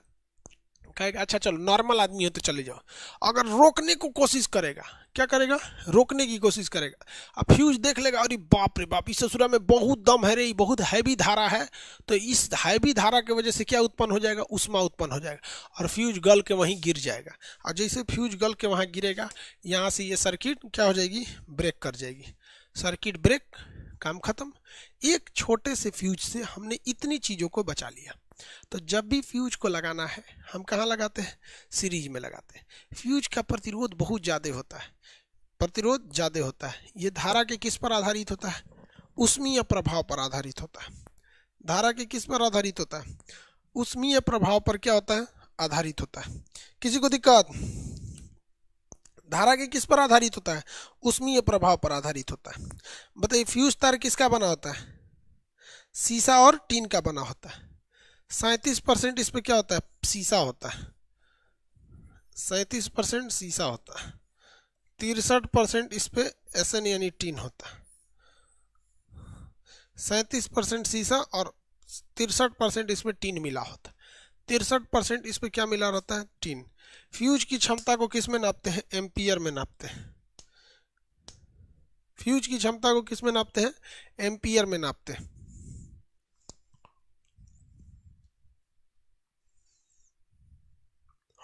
फ्यूज की क्षमता को किस में नापते हैं? एम्पियर में नापते हैं। लेकिन इस फ्यूज में एक खराबी थी। इस फ्यूज में ये खराबी थी कि अगर धारा आ गई, फ्यूज अच्छा चीज होता है, अगर बाय द वे जब भी ये शॉर्ट करता था तो एक आदमी को जाना पड़ता था, इस फ्यूज को बर्बाद हो गया। अब यहाँ दूसरा फ्यूज लगाता था या उस फ्यूज के अंदर के वायर को बदलता था, बहुत दिक्कत होता था बार बार। तो इसी के लिए इंजीनियरों ने क्या किया? एक अलग डिवाइस लगाया जो पूरी तरह से टूटता नहीं, बल्कि यहाँ एक उन्होंने स्विच लगा दिया। इंजीनियरों ने क्या किया, यहाँ उन्होंने कहा कि भैया यहाँ तोड़ने से बेहतर है हम एक स्विच दे देते हैं। क्या दे देते हैं? स्विच दे देंगे। स्विच से फ़ायदा क्या होगा कि जब कभी भी हाई वोल्टेज का करंट आएगा, ये स्विच कैसा हो जाएगा? नीचे आ जाएगा। ये स्विच कैसे हो जाएगा? नीचे, यानी बटन की तरह इन्होंने क्या दे दिया? स्विच दे दिया। यहाँ पर क्या दे दिया? स्विच दे दिया। जब भी हाई वोल्टेज, ये स्विच इसमें जुड़ा रहता है, करंट ज़्यादा आएगा तो उठ जाएगा, स्विच नीचे गिर जाता है। स्विच क्या हो जाता है? नीचे गिर जाता है। तो ये फ़ायदा यही है कि ऐसे है, इसको इसमें क्या कर दीजिए? सटा दीजिए। इसमें क्या कर दीजिए? ले जाके इसको सटा दीजिए। स्विच को हमें इसमें सटाना होता है, नया तरह का जो आया है। इससे फ़ायदा ये है कि जब आप इसको स्विच में सटाइएगा तो करंट जाएगा, जैसे सट गया तो करंट जाएगा। हाई वोल्टेज का आएगा तो ये पूरी तरह गिरेगा नहीं, ऑटोमेटिक नीचे हो जाएगा, ऑटोमेटिक नीचे हो जाएगा। इसी को कहते हैं मेनिएटर सर्किट ब्रेकर। ये सर्किट को परमानेंटली नहीं तोड़ता है, थोड़ा सा तोड़ देता है। मेनिएटर सर्किट ब्रेकर, ये हल्का से गिर जाता है नीचे, ट्रिप कर जाता है। क्या कर जाता है? ट्रिप कर जाता है। जितने एम्पियर का रहेगा, जैसे मान के चले एमसीबी आपका 5 एम्पियर का है। कितने का है? 5 एम्पियर का। घर में 5 एम्पियर की करंट जाएगी, नहीं गिरेगा। 7 एम्पियर का जाएगा, ससुरा ट्रिप कर जाएगा। तो आप कहेंगे ससुरा ट्रिप काहे किया? देखिए करंट ठीक हो गया, फिर से उठा दीजिए। क्या कर दीजिए? फिर से उठा दीजिए। उसमें किसी को दिक्कत? MCB, miniature circuit breaker, miniature circuit breaker. चलिए अब ध्यान से समझिए। कुछ कुछ मकान मालिक क्या करता है सब, अपने लॉज में एमसीबी लगा देता है और 2 एम्पियर का एमसीबी लगा देता है। अच्छा, थोड़ा प्रेस वगैरह जो होते हैं सब 2 एम्पियर से नीचे में चलते नहीं है। सब प्रेस होता है 2 एम्पियर 3 एम्पियर लेते हैं, सब 5-5 एम्पियर ले लेता है, सब ज़्यादा पे चलता है। तो मकान मालिक क्या करेगा? 1 एम्पियर लगा देगा या 2 एम्पियर। जहाँ प्रेस लगाएंगे गिर जाएगा वो। प्रेस लगाएंगे तो क्या हो जाएगा? गिर जाएगा। ऐसा होता है कि नहीं आप लोग के यहाँ? आपके रूम में नहीं लगा? तो उससे क्या करता है ऐसा लड़का, समझिए ध्यान से। हम लोग जब इलाहाबाद में पढ़ते थे तो वहाँ पे क्या किया था ना, ऐसे ही मकान मालिक जो था एम्पियर बहुत कम एम्पियर का लगा दिया था वहाँ पे। सोच रहा 1 एम्पियर का फ्यूज लगा दिया था, बहुत अजीब टाइप का था। अब हम लोग जब भी कुछ लगाते थे गिर जाता था। तो क्या किए, उसी साइज का, मतलब जो शेप था उसी साइज का हाई पावर का एमसीबी लेते आए और देखे कि आज ये है नहीं, दुकान उकान पे गया हुआ है, कहीं बाहर गया हुआ है। तो क्या करते थे लोग ना, एक तो मिस्त्री को ले आए, लड़का सब जनबे करते हैं अपने में खूब होशियार, पेचकस स्क्रू ड्राइवर निकाल के खोल खाल दिया। और खोल के क्या किया आदमी, वो जो कम पावर वाला था उसको हटा के उसके जगह पे थोड़ा ज़्यादा पावर का आदमी लगा दिया। अब क्या होता है भैया, तुम प्रेस करो, हीटर चलाओ, गिरता ही नहीं। और आके वो बोलता है, जानते हैं पहले जो लड़के थे सब चोरी से प्रेस कर लेते थे, इसीलिए ना हम एमसीबी लगा दिए। अब कोई करे अपने से गिर जाएगा। हम कहा हाँ सर, हम लोग करके कई बार देखे अपने से गिर जाता है।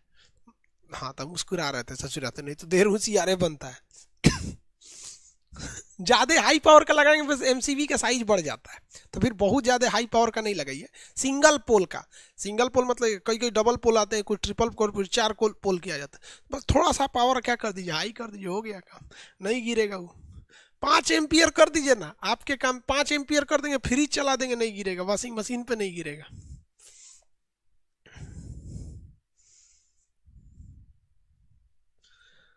दो एम्पियर का लगा, निकाल के 5 एम्पियर लगा दीजिए। तो जब 2 एम्पियर का है गिर जाएगा। हीट नहीं, प्रेस वरेस करिएगा ना तो 2-3 मिनट बाद गिर जाएगा। तो निकलवा के चुचा मार दे 5 एम्पियर, जा काम खत्म। ये फ्यूज समझ में आ गया आप लोग को? किसी को फ्यूज में दिक्कत है?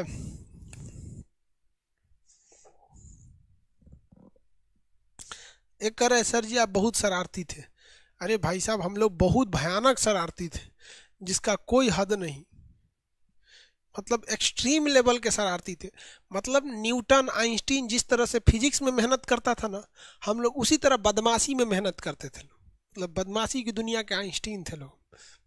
लेकिन पढ़ाई भी साथ साथ करते थे लोग, ऐसा नहीं है, एकदम एक्सट्रीम बदमाशी की है लोग। आगे देखिए, अब हम लोग देखते हैं लोग नियम किसका, ओम्स लॉ। ओम ने नियम दिया था प्रतिरोध के बारे में, अब उनको भी थोड़ा सा देख लेना है, ओम्स लॉ को देख लेना है, फिर धारा के ऊष्मीय प्रभाव को देख लेना है, इस सब को देखते रहना है। उसके बाद हम आपको पढ़ाएंगे क्या भैया, ट्रांसफार्मर पढ़ा देंगे, और बच जाएगा बैटरी, उसे कल पढ़ा देंगे। देखिए भाई साहब, ओम ने क्या कहा था, ओम का नियम प्रतिरोध से संबंधित है, ओम का नियम प्रतिरोध से संबंधित है, ओम्स लॉ किससे संबंधित है, प्रतिरोध। ओम ने क्या कहा था, उन्होंने कहा कि अगर किसी चालक, चालक मतलब क्या होता है, तार, अगर किसी चालक की भौतिक अवस्थाओं को क्या रखा जाए, स्थिर रखा जाए, मतलब ना इसको लंबा कीजिए, ना मोटा कीजिए, ना गर्म कीजिए, कुछ मत कीजिए, यानी अगर किसी चालक तार की भौतिक अवस्थाओं को क्या किया जाए, नियत रखा जाए, तो इसके दोनों सिरों के बीच जो उत्पन्न होने वाला विभवांतर है, यानी जो वोल्टेज है, और जो इसमें बहने वाली धारा है, वो हर पॉइंट पर क्या रहेगी, सेम रहेगी, उनका जो भाग होगा वो हर पॉइंट पर क्या रहेगा, सेम होगा। यानी अगर इनके सिरों के बीच उत्पन्न होने वाला विभवांतर और उनमें प्रवाहित होने वाली धारा हमेशा क्या रहेगी, कांस्टेंट रहेगी, क्या रहेगी, कांस्टेंट। मतलब समझिए, अगर आप गलती से भी इसमें वोल्टेज बढ़ा दिए तो ऑटोमेटिक वोल्टेज, जैसे वोल्टेज बढ़ा देंगे तो ऑटोमेटिक धारा गिर जाएगी, तो अंश को बढ़ाएंगे, इसको घटाएंगे, बैलेंस बना लेगा। अगर सोचेंगे वोल्टेज बढ़ाएं तो धारा गिर जाएगी, तो हमेशा ये अपने आप को बैलेंस बना के रखता है। तो किसी चालक तार के दोनों सिरों पर उत्पन्न विभवांतर यानी वोल्टेज एवं उसमें प्रवाहित होने वाली धारा का अनुपात क्या रहता है, नियत रहता है, कांस्टेंट। इसी कांस्टेंट को क्या कहा गया, आर कहा गया। क्या कहा गया, आर कहा गया। इससे फॉर्मूला बना V बराबर आई आर, V बराबर आई आर। क्या फॉर्मूला बन गया, V बराबर आई आर।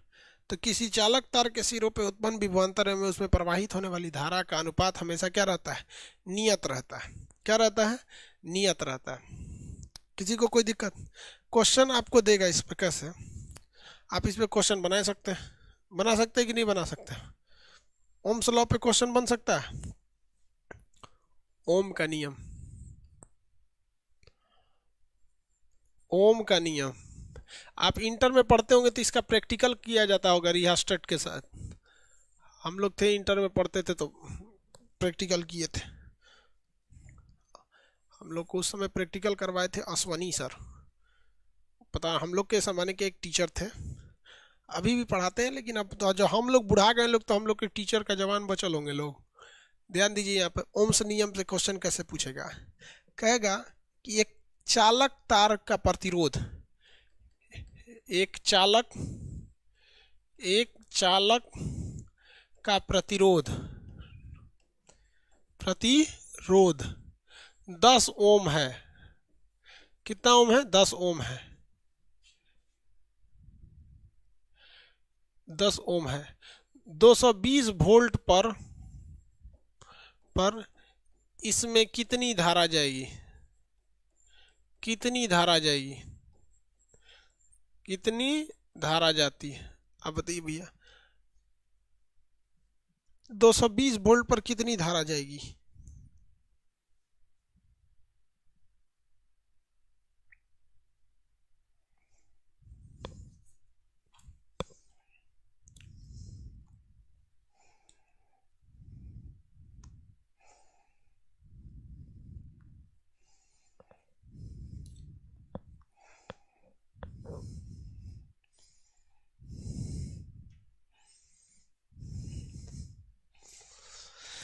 V बराबर, V बराबर I इंटू आर। भैया वोल्टेज कितना है, 220 वोल्ट, धारा पता ही नहीं है, आर 10 है, जीरो से जीरो काट देंगे, 22 एम्पियर की धारा, 22 एम्पियर की धारा जाएगी, 22 एम्पियर। क्वेश्चन बना लेंगे लोग, एक क्वेश्चन दे, एक क्वेश्चन बना लेंगे। एग्जाम में ना मुहुआ से बोल के क्वेश्चन नहीं पूछता है, फोटो बना देता है। एग्जाम में क्वेश्चन की जगह क्या कर देगा, फोटो बना देगा। तो फोटो से घबराना नहीं है। देखिए फोटो कैसे बनाएगा, सचुरा यहाँ एगो बैटरी दे देगा,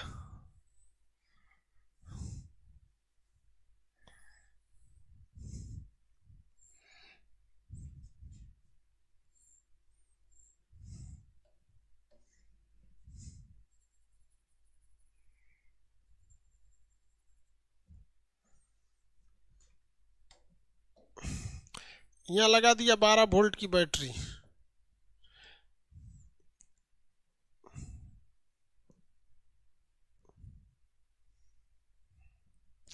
ये 4 ओम 2 ओम। अब बताइए कितनी धारा जाएगी इसमें, कितनी धारा जाएगी, कितनी धारा।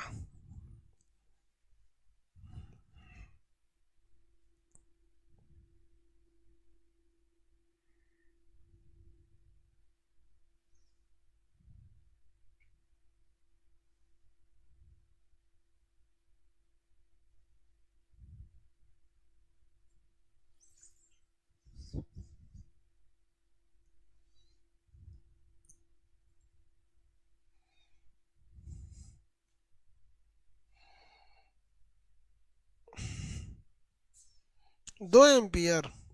अच्छा बात है भाई।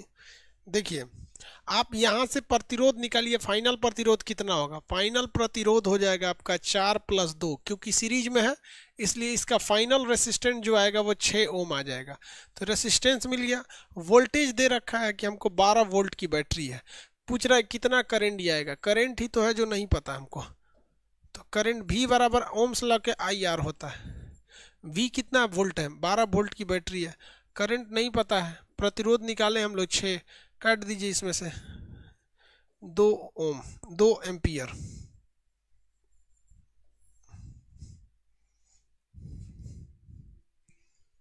दो एम्पियर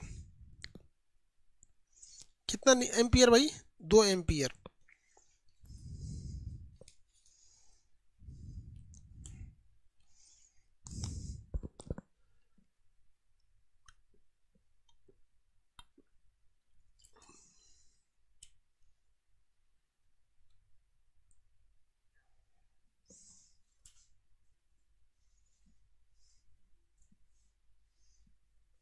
ये समझ में आ गया।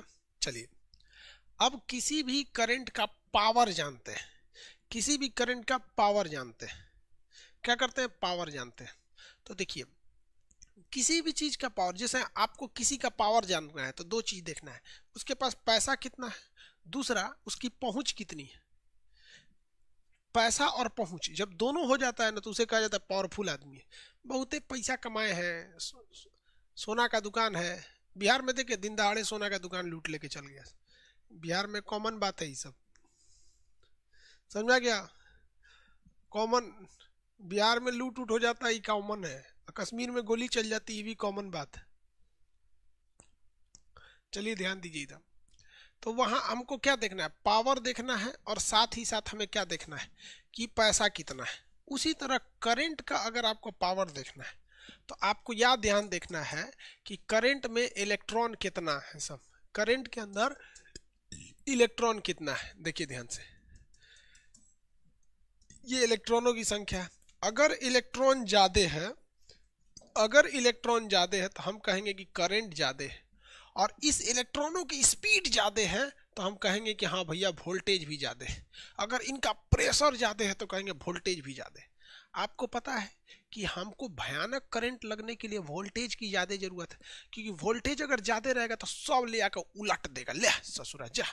यहाँ पे जैसे देखिए अभी इस करंट का वोल्टेज कम है, देखिए अभी इस करंट का वोल्टेज कम है इसलिए धीरे धीरे धीरे धीरे आगे बढ़ रहा है। इसका वोल्टेज कम है इसलिए क्या हो रहा है, धीरे धीरे आगे बढ़ रहा है। धीरे धीरे करंट लगेगा, कैसा लगेगा, धीरे धीरे करंट लगेगा।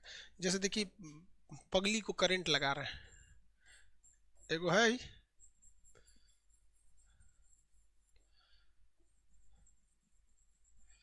ये कोई लड़की है, ठीक है, किसी को दिक्कत, ये कोई लड़की है, इसको हम कम वोल्ट का करंट लगवाना चाह रहे हैं। ऐसे जो लड़कियों भाग रही है, लड़कियां तो भगवे करेगी, क्योंकि तो पूरा का पूरा सिस्टम नहीं जाएगा, वही जाएगा। लड़कियां भाग गई जो करंट लगाए लड़कियां भाग गई ये लड़कियां भाग गई, करंट किसको लगाएंगे हम, भाग गई हूँ करंट किसको लगेगा। अब मान के चलो इस दीवार पे करंट लगाना है इधर, तो देखो ये करंट उसको धीरे धीरे लग रहा है, धीरे धीरे धीरे धीरे धीरे धीरे धीरे लग रहा है। तो इस करंट का वोल्टेज क्या है, कम है।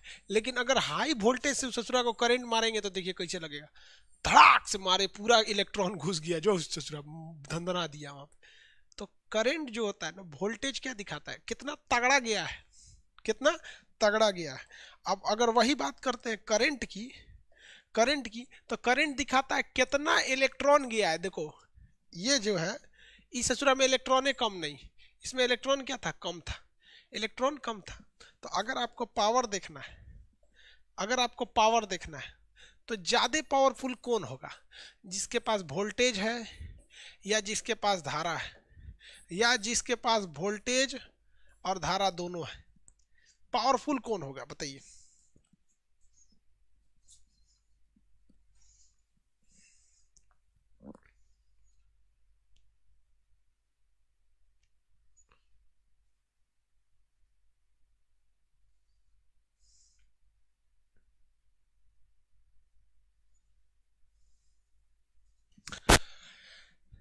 तो ये याद रखिएगा, पावर ऑफ करंट क्या होता है, आई भी, पावर ऑफ करंट आई भी। हम उसी करंट को पावरफुल कहते हैं जिसके पास वोल्टेज भी हो और जिसके पास करंट करंट भी हो, उसी को हम क्या कहते हैं, पावरफुल करंट। कैसा है, पावरफुल करंट। लेकिन एक समस्या समझिए क्या है, कि पावर हमेशा कांस्टेंट रहता है, पावर जो होता है हमेशा कांस्टेंट रहता है। कांस्टेंट कैसे रहेगा, अगर वोल्टेज ज्यादा देंगे तो करंट कम आएगा, वोल्टेज ज्यादा देंगे तो करंट कम आएगा, वोल्टेज ज्यादा देंगे तो करंट कम आएगा। और अगर वोल्टेज कम दे दिए तो करंट बहुत ज्यादा हो जाएगा, करंट बहुत ज्यादा हो जाएगा। वोल्टेज अगर कम दिए तो करंट क्या हो जाएगा, बहुत ही ज्यादा हो जाएगा। किसी को दिक्कत, जैसे ऐसे समझिए, ये कोई सड़क है, कोई सड़क है, इस पे आदमी लोग जा रहे हैं, इसमें क्या कर रहे हैं, आदमी लोग जा रहे हैं। अगर वोल्टेज कम है मतलब धीरे धीरे जा रहे हैं लोग, वोल्टेज कम है धीरे धीरे जा रहे हैं, वोल्टेज कम है, तो इस पे जाम लगेगा, क्या लगेगा, जाम लग जाएगा। इसी वजह से जब घर में कभी भी वोल्टेज कम रहता है तो उस पे करंट बढ़ जाता है, करंट बढ़ जाता है। और करंट बढ़ने का मतलब होता है कि उस तार के अंदर इलेक्ट्रॉनों की संख्या बढ़ गई, जिस वजह से तार फट के जल जाता है। तो वोल्टेज घटने की वजह से, वोल्टेज कम होने की वजह से धारा बढ़ जाती है और तार क्या हो जाता है, जल जाता है, जिसे हम कहते हैं शॉर्ट सर्किट। इसका उल्टा भी देखिएगा, अगर वोल्टेज बहुत ज्यादा हो गया, वो बर्दाश्त नहीं कर पाया, तो वो जल जाएगा। तो वोल्टेज ज्यादा होने पे जल जाता है तो समझ में आता है, वोल्टेज वह कम होने पे काहे जल जाता है, कि भैया वोल्टेज कम धारा ज्यादा, ज्यादा धारा से ये बर्दाश्त नहीं कर पाते, ज्यादा धारा को ये बर्दाश्त नहीं कर पाते। किसी को कोई दिक्कत है, किसी को कोई दिक्कत नहीं। चलिए हम यहाँ पे अब आपके लिए दो फॉर्मूला लिखते हैं जो अभी हम पढ़ाए हैं। कौन कौन फॉर्मूला पढ़ाए हैं भैया, एक ओम्स लॉ पढ़ाए हैं, भी बार पहला फॉर्मूला V बराबर I इंटू आर। दूसरा क्या पढ़ाए हैं भैया, पावर बराबर I इंटू V। अब तीसरा फॉर्मूला याद रखिएगा, हीट जो होता है, हीट, किसी भी तार कितना ज्यादा गर्म होगा, ये तार कितना ज्यादा गर्म होगा, ये डिपेंड करता है उसमें कितनी धारा जा रही है, उसका प्रतिरोध कितना है, जितना ज्यादा विरोध करेगा उतने ज्यादा गर्म होगा, तो उसका प्रतिरोध कितना है। धारा के साथ साथ हमें क्या पता करना है, उसका प्रतिरोध भी, धारा के साथ साथ हमें क्या पता करना है, उसका प्रतिरोध भी पता करना है। तो उसका प्रतिरोध कितना और कितने समय तक जा रहा है, तो ये पूरा फॉर्मूला निकलता है आई स्क्वायर आर टी, एच बराबर आई स्क्वायर आर टी। इसे याद रखिएगा, एच बराबर आई स्क्वायर आर टी, एच बराबर आई स्क्वायर आर टी, याद रहेगा, अरे याद रहेगा कि नहीं याद रहेगा, एच बराबर आई स्क्वायर आर टी। जैसे हम आपसे कह देते हैं क्वेश्चन कि किसी चालक तार में, किसी तार में 2 एम्पियर की धारा, 2 एम्पियर की धारा 3 मिनट तक जाती है, 3 मिनट तक जाती है। यदि तार का प्रतिरोध, यदि तार का प्रतिरोध यदि तार का प्रतिरोध 10 ओम है तो कितनी ऊष्मा उत्पन्न होगी, कितनी हीट उत्पन्न होगी, कितनी हीट उत्पन्न होगी भाई, कितनी हीट होगी?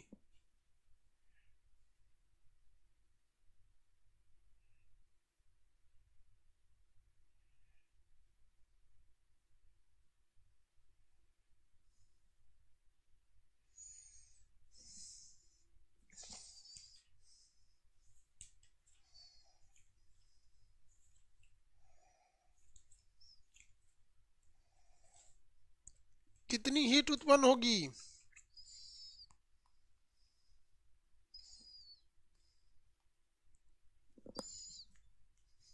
120।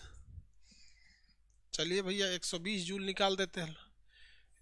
H बराबर आई स्क्वायर, आई कितना एम्पियर है, 2 एम्पियर है, तो 2 का स्क्वायर, आर कितना है 10, भैया कितने मिनट तक, 3 मिनट तक, सेकंड में गुणा करिए 60, सेकंड में करिएगा ना, मिनटे में छोड़ देंगे, 60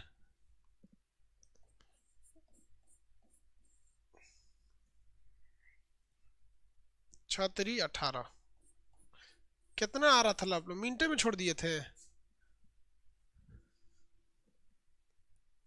मिनटे में छोड़ दिए थे लोग।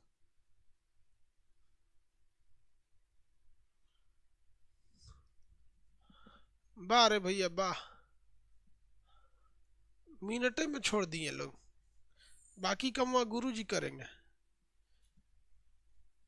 कितना आया?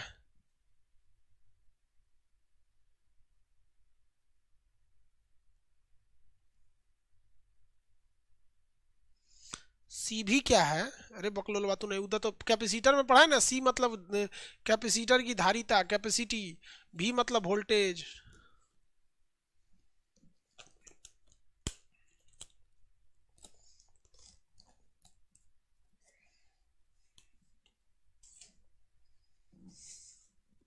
चलिए अब गुणा भाग करके आप निकालिएगा, ऑपरेशन करके आप निकालिए, हमारा काम ही नहीं है, गुणा भाग करके आप निकालते रहिएगा।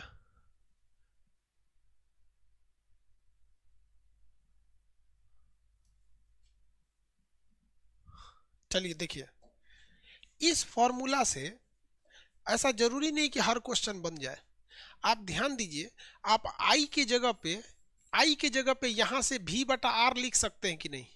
कितने लोग बता सकते हैं कि इस आई की जगह पे यहां से हम भी बटे आर लिख सकते हैं कि नहीं लिख सकते? आई की जगह पे भी बटे आर लिख सकते हैं कि नहीं? ये जो फॉर्मूला है H बराबर आई स्क्वायर आर टी, तो हम आई की जगह पे यहां से भी बटे आर लिख सकते हैं कि नहीं लिख सकते? नहीं लिख सकते हैं? लिख सकते हैं कि नहीं?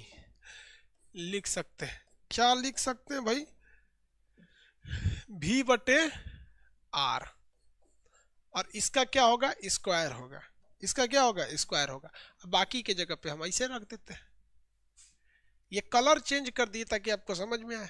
अब सॉल्व कर लीजिए, ये भी से क्या बन जाएगा, B square by R into T, B square into R बटे टी, ये हो जाएगा कि नहीं निकल जाएगा? देखिए ना भाई, भी के स्क्वायर करिएगा, ये स्क्वायर होगा तो हाई इसको काट देगा, नीचे एक के आर बचेगा। तो यहाँ एक एच का और फॉर्मूला आ गया कि भी स्क्वायर टी बटे आर, भी स्क्वायर टी बटे आर, भी स्क्वायर टी बटे आर। ये कभी कभी क्या दे देता है ना, आपको धारा नहीं देता है, वोल्टेज दे देता है, धारा ना देके वोल्टेज दे देता है। ये फॉर्मूला आ जाएगा। क्या हंस रहा है भाई? सर पॉलिटी का एडमिशन ओपन कर। भैया टाइम को हमेशा सेकंड में लिखना है, केवल जब बिजली बिल निकालना तो टाइम को घंटा में लिख देना, टाइम को हमेशा सेकंड में निकालना है। बिजली बिल किस में निकालना है, घंटा में। रीजन क्या है, 1 सेकंड का बिजली बिल का वैल्यू नहीं है कुछ, इसलिए मजबूरी में घंटा में निकाल देते लो, काम खत्म।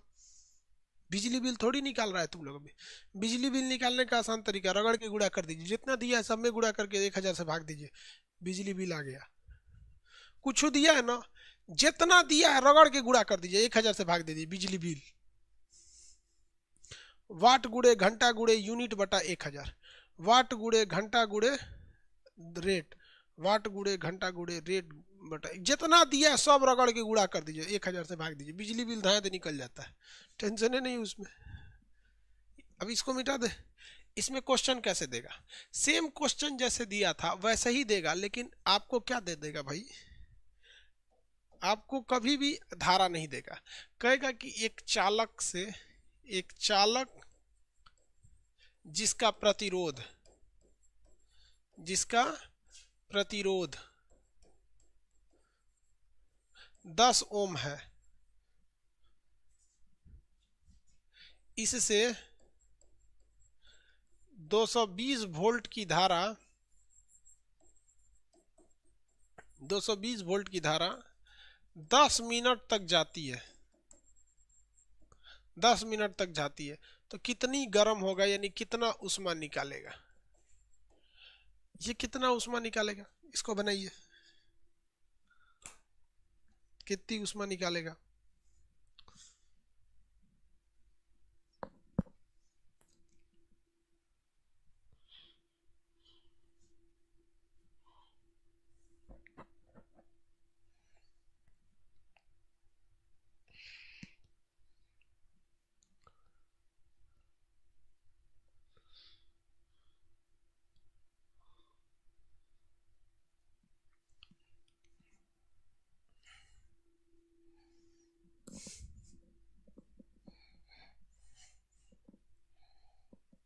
बहुत बड़ा निकल गया, बहुत ज्यादा आ गया।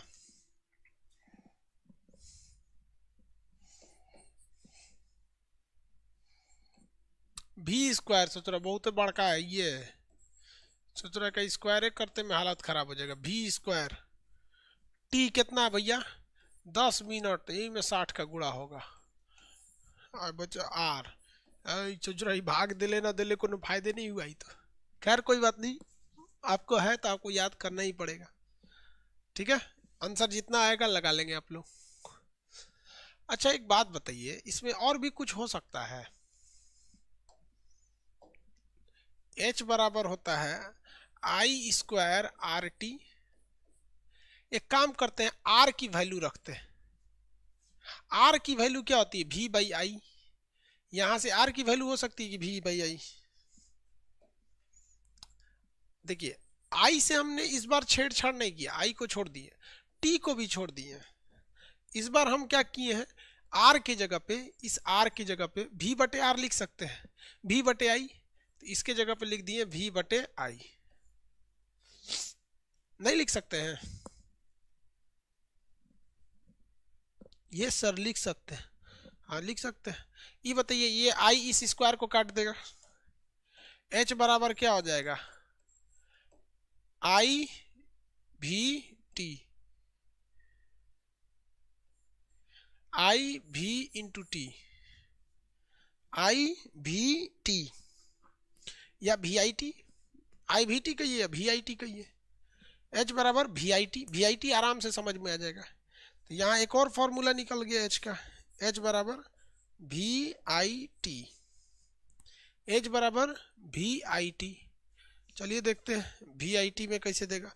इसमें ससुरा प्रतिरोध है नहीं देगा, प्रतिरोध नहीं देगा, और कहेगा कि बताइए कितना गर्म होगा। कहेगा एक चालक से, एक चालक से 10 एम्पियर की धारा, 10 एम्पियर की धारा 5 मिनट तक, 5 मिनट तक 220 वोल्ट पर प्रवाहित होती है, प्रवाहित होती है, प्रवाहित होती है। तो उष्मा बताइए कितनी हीट उत्पन्न करेगा,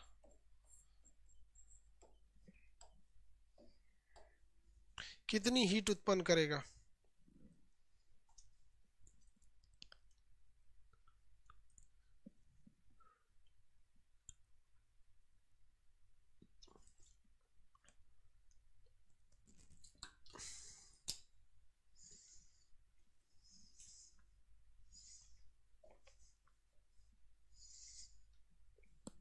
किसी को दिक्कत? देखिए ये लगेगा H बराबर VIT। VIT V कितनी वोल्टेज है? 220 वोल्ट है। कितने एम्पियर की धारा है? 10 एम्पियर की धारा है। कितने मिनट? 5 मिनट। तो इसमें 60 का गुणा होगा भाई साहब। ये तो हो जाएगा 22, ये 10 का गुणा इसमें कर दीजिए, हो जाएगा। और 6 पचे 30, 300। ये हो जाएगा 66 और 4 को 0 हो गया। एक और फॉर्मूला बना सकते हैं, इसमें एक और फॉर्मूला बन जाएगा, मुंह जबानी। कुछ करना ही नहीं, मुंह जबानी बन जाएगा। बना दे, एक और फॉर्मूला मुंह जबानी बन जाएगा। देखिए तो ध्यान से, यहाँ H बराबर, ये देखिए जरा ध्यान से, ये आई भी क्या होता है? देखिए आई भी की जगह हम क्या लिख सकते हैं? आई भी की जगह क्या लिख सकते हैं? अरे यार टाइम को नहीं लिखना है, आई भी की जगह पावर लिख सकते हैं। तो इसके जगह क्या लिख सकते हैं? Power I into T, power into T, PT. क्या कर देंगे? पीटी।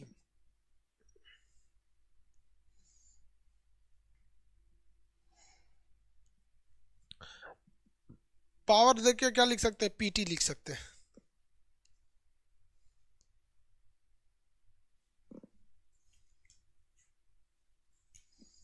अब इसका तो न्यूमेरिकल इजीली बन जाएगा, इसके न्यूमेरिकल में तो कोई प्रॉब्लम ही नहीं होगी, तो इजीली बन जाएगा। कहेगा कि 10 वाट शक्ति वाली धारा 20 मिनट में 20 मिनट में कितनी ऊष्मा उत्पन्न करेगा? कितनी ऊष्मा उत्पन्न करेगा? 20 मिनट में कितनी ऊष्मा उत्पन्न करेगा?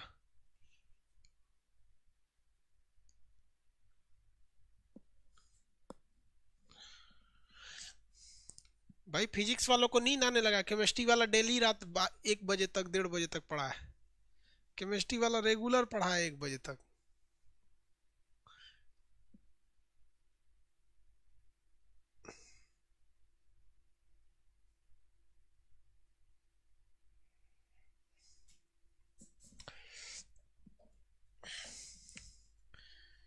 H बराबर P इंटू टी, H बराबर P इंटू टी। पावर कितना है भैया? 10 वाट। कितने मिनट? 20 मिनट तक। सेकेंड में करिए 60 हो जाएगा। 6 दूनी 12, 2 ठो 0 वैसे रख दीजिए, यहाँ 12 लिख दीजिए, 0 3 ठो लगा दीजिए, 1200 जूल हो गया। सर जी नींद आ रही है, पढ़ने में मज़ा नहीं आ रहा है। ओके चलिए भाई, नींद आ रही है अब लोगों को। ये हो गया आपका, ये फॉर्मूला याद रहेगा। अगर आप ध्यान से देखेंगे तो हम इस फॉर्मूला से, ये 3 फॉर्मूला से हमने 3 नए फॉर्मूला को बना दिया। इन्हीं 3 फॉर्मूला को मिलाएं। जैसे इसमें आर, एक बार आई का वैल्यू रखें यहाँ से उठा के, इसी में से एक बार आर की वैल्यू रखें उठा के। तो जब आई का रखे हैं तो ये बना है, आर का रखे हैं तो ये बना है, और इसी में क्या किए? आई टी, यहाँ से आई भी की जगह पी रख दिए तो ये बन गया। 3 3 buy 3 3 free, buy 3 get 3, buy 3 get 3। कोई फॉर्मूला हम बनाए थोड़ी याद है, रियलिटी में हमसे एक बार में कोई पूछेगा तो हमारा खुद ही याद नहीं है, लेकिन हाँ इतना पता है बनेगा कैसे, बना देंगे। एग्जाम में एनफ टाइम होता है, अगर आपको कंसेप्ट पता है ना, एनफ टाइम होता है इसको। हमसे कोई पूछेगा, हमको तीनों को फॉर्मूला याद है, V बराबर आई आर, P बराबर आई वी, H बराबर आई स्क्वायर आर टी। आई नहीं याद है हमको तीनों, लेकिन हमको इतना पता है बनेगा कैसे। एक बार इसमें आई की वैल्यू रखनी है, एक बार आर की रखनी है, बस। टी की वैल्यू नहीं रखनी है, क्योंकि डायरेक्ट टी कहीं है ही नहीं है। टी की वैल्यू लाइए कहाँ से? घरे से।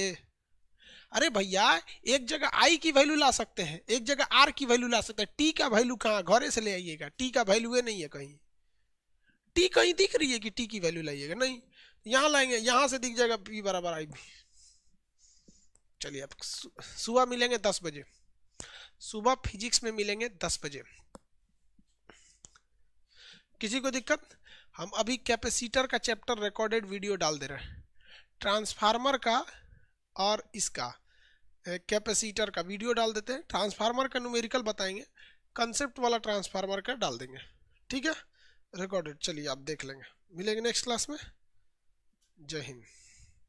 सुबह 10 बजे फिजिक्स। कल फिजिक्स खत्म। कल इसमें बचा क्या चीज़ है, देखिए भैया क्या बचा है इसमें, आप ध्यान से देखेंगे तो बचा है transformer, transformer, AC DC, battery cell, battery कही है या सेल कही है, हो गया। इलेक्ट्रिक में ये बचा है, उसके बाद बचा मैग्नेट, उसके बाद मैग्नेट के बाद बताया बाइनरी और गेट, लॉजिक गेट और बाइनरी। उसके बाद बचा आपका मॉडर्न फिजिक्स।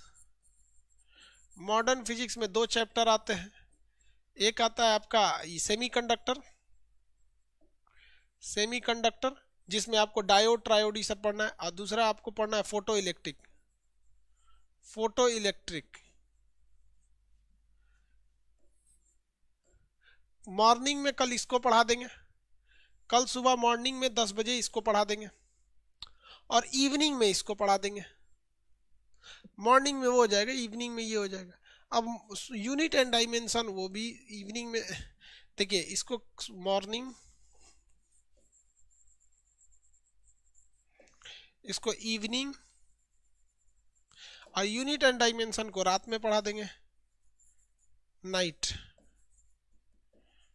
हो गया? किसी को दिक्कत? यार मेरे साथ प्रॉब्लम ये ना, हमको अकेले सब पढ़ाना है, इसलिए थोड़ा सा मेहनत ज़्यादा ज़्यादा बैच लेना पड़ जाता है। हम रेस्टोरेंट की तरह, हमारे पास टीचर नहीं है सब।